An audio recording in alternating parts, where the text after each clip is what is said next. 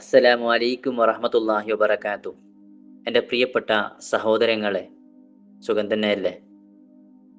നമ്മുടെയൊക്കെ വീടുകളിലെ ഒരു സുന്നത്തിനെ കുറിച്ചാണ് ഇന്ന് ഞാൻ ഓർമ്മിപ്പിക്കുന്നത്. നിങ്ങൾ ഈ വിഷയം ശ്രദ്ധയോടെ കേൾക്കണം. ഭർത്താക്കന്മാരെ, നിങ്ങൾ ജോലിക്കോ അല്ലെങ്കിൽ യാത്രകളോ പോകുമ്പോൾ നിങ്ങളുടെ പ്രിയപ്പെട്ട ഭാര്യയെ ഒന്ന് ചുംബിക്കാറുണ്ടോ? പലരും എന്നോട് പറയാറുണ്ട്, ഇത് മറ്റാരെങ്കിലും കണ്ടാലോ എന്നൊരു പേടി കാരണം ഭയങ്കര നാണക്കേടാണ്. നിങ്ങളുടെയൊക്കെ ഉള്ളിൽ ഈ നാണം ഇപ്പോഴും മാറ്റിവെച്ചിട്ടില്ലേ?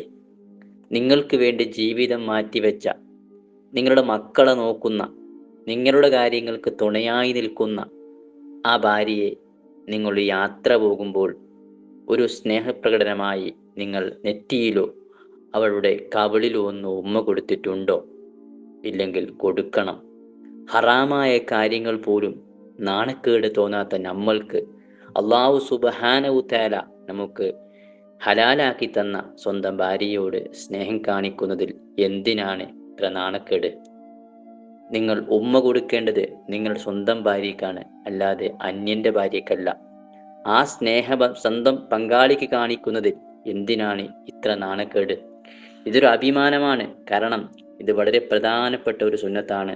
ബാക്കി എല്ലാ സുന്നത്തുകളും പാലിക്കുന്ന നമ്മൾ ഈ ഒരു സുന്നത്തിനെ മാത്രം നാണം കൊണ്ട് ഒഴിവാക്കുന്നത് ശരിയാണോ? നമ്മുടെ ഹബീബായ റസൂൽ സല്ലല്ലാഹു അലൈഹി വസല്ലമ തങ്ങൾ യാത്രകൾ പോകുന്ന വേളകളിൽ തൻ്റെ ഭാര്യയ്ക്ക് ചുംബനം നൽകാറുണ്ടായിരുന്നു എന്ന് ഹദീസുകളിൽ നമുക്ക് വ്യക്തമായി കാണാൻ സാധിക്കും. അത്രയേറെ സ്നേഹവും കരുണയും ദാമ്പത്യത്തിൽ വേണം. ഇതൊരു വലിയൊരു കരുതലാണ്, ഒരു സ്നേഹബന്ധമാണ്. നിങ്ങൾ പോകുമ്പോൾ നിങ്ങളുടെ ഭാര്യയ്ക്ക് കിട്ടുന്ന ഏറ്റവും വലിയൊരു ധൈര്യമാണത്.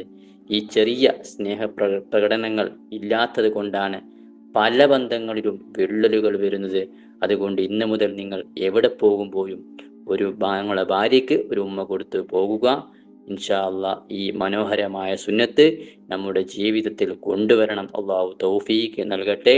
അള്ളാഹു സുബ്ഹാനഹു വ തആല നമ്മുടെ ദാമ്പത്യ ജീവിതത്തിൽ ബറക്കത്ത് ചൊരിയട്ടെ. ആമീൻ യാ റബ്ബൽ ആലമീൻ. അസ്സലാമു അലൈക്കും വറഹ്മത്തുള്ളാഹി വബറകാതുഹു.